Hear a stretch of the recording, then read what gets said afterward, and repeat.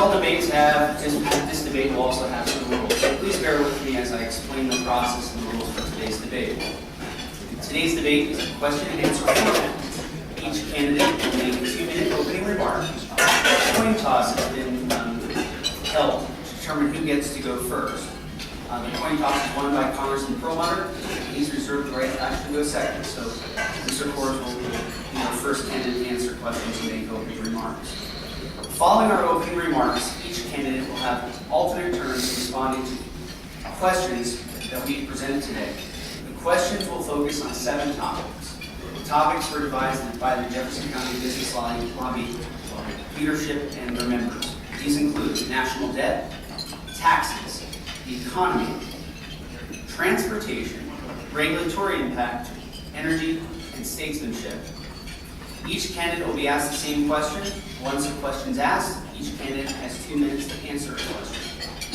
At my discretion, an additional 30 seconds may be offered to each candidate to make short rebuttal statements with respect to the issues raised by the answers in the questions posed. Additionally, I have discretion to ask follow-up questions related to the topics posed, and each candidate may have an additional 1 minute to respond to those questions. Amelia Adair, with the law office of Hyman Sanchez, will be our timekeeper today. She's right here in the front. That's the most important job, by the way. She will inform candidates regarding their time remaining to answer questions by using a green card for 30 seconds, a yellow card for 15 seconds, and a red card indicating the time has expired. The timekeeper has been empowered to hit a buzzer should the candidate exceed their time allotted. At the conclusion of the questions, each candidate will have an opportunity for closing remarks for 2 minutes. So that's a lot of rules for the candidates. And as guests, we appreciate your interest in this process in today's debate, but we do have a few guidelines that we respectfully ask for your participation. We're honored to have you here this morning. The goal is to provide you with an opportunity to learn firsthand about the views and goals of our congressional candidates. It's appreciated the audience will remain quiet during the course of the debate. I ask you to refrain from making cheers, applause, or speaking out during the candidate's remarks. And again, as Kevin has asked, if you have signs, please refrain so that we can respect our audience and the TV viewers. That being stated, we're just about to begin. As I stated earlier, Mr. Perlmutter won the coin toss. He's chosen to answer second, so we start with Mr. Coors.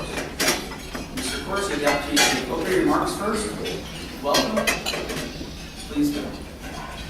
Thank you, Mr. Moderator. Thank you, audience, and the host of this great event. I am running for Congress against my opponent because I am very, very concerned that the American dream is about to be extinguished by bad practices back in Washington, D.C. $16 trillion debt, 8% unemployment for the last 4 years, and $4 gasoline per gallon should get everybody's attention on why we have a problem.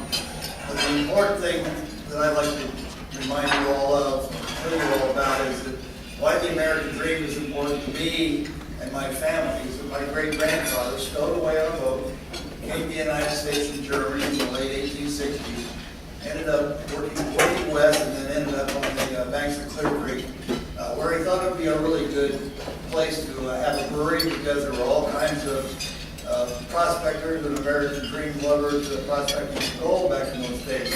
So he established the brewery and served it off the back and forth drawn carts to all the miners up and down that area. That's M-I-N-E-R-S.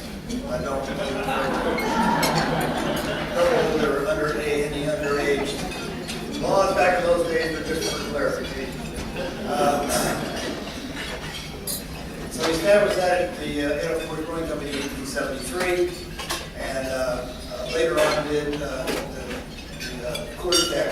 And Coors Tech is now the world's largest technical ceramics company, and I had the pleasure of running that for be involved with Coors Tech for 27 years, and employing 1,000 people still in this country. It's there that I learned how to manage people, how to work with people across the table, and that's the CEO experience I bring to this table in this debate in this election. Thank you very much, Mr. Coors. Mr. Perlmutter, please. Thank you. Good morning, everyone. Thanks for inviting me to participate in this morning's congressional debate. My name is Ed Perlmutter, and I'm your congressman. I've lived around here my whole life. I'm a product of Jeffco Public Schools and the University of Colorado, and my 3 daughters, 2 of whom are here, Abby and Zoe, are Wheat Ridge High School graduates. My wife, Nancy, who is also here, is a teacher at Pomona High School right here in Arvada. When you grow up around here, you learn that if you listen, are accessible, and work together with others, you can get a lot of things done. For instance, I hold office hours in grocery stores throughout the district so that I can be accessible and listen to what's on people's minds. We also conduct job fairs about every quarter so that we can bring employers together with people seeking jobs. Listening and being accessible help you get things done, like being a bulldog to get the VA hospital under construction after years and years of delay so that we can honor a promise we made to our veterans for a couple decades. It's also fighting for the Orion project, which is Lockheed's project here in Jefferson County, which will take our astronauts to Mars and beyond. And finally, it's also working with the National Renewable Energy Lab to help them expand their facilities so that they can continue to power this, find ways to power this nation in the future and beyond. You can't get anything done if you don't work in a bipartisan fashion. And that's why the Denver Post called me the most centrist, most bipartisan member of the Colorado delegation. When we work together, we can get great things done for our state, our nation, and our future. I will continue to listen, be accessible, and work together with others on your behalf to get things done. Thank you.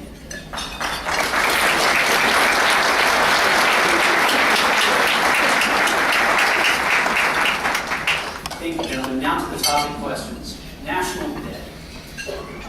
Mr. Coors, September 5th, the Washington Post reported that the Treasury Committee said the national debt has toppled $16 trillion, the result of chronic government deficits that poured more than $50,000 worth red ink into federal ledgers for every man, woman, and child in the United States. The left and the right blame each other for these economic problems the nation faces. What is your proposed solution to reduce the debt, and how does your solution impact the ordinary citizen of Jefferson County? The debt exceeded $16 trillion, exceeds our gross domestic product. When that happens, for those of you who have businesses, when the debt exceeds your revenue, you got problems. It's going to take a long time, folks. Even if we jettison all of the discretionary spending in Washington, D.C., we still have a deficit because of the entitlement, folks. We have to take care of it. So it's a long process. What Congress did this last time around, I'm talking about the U.S. House of Representatives, put a cap on spending. So now what we have to do is take the next step, and that is to cut wasteful government spending. The GAO report, the General Accountability Office report, is about that thick, containing just hundreds of ways to save money, identifying hundreds of ways, hundreds of things that are going on with respect to fraud and duplication. For example, 47 training agencies that we're spending $18 billion on. I don't think those training agencies are particularly effective with an 8.3% unemployment rate. Take a little thing. Back in Washington, D.C., $1 billion doesn't mean anything anymore. $1 trillion, if you spent $1 a second, it would take you 32,000 years to spend $1 trillion. A huge number.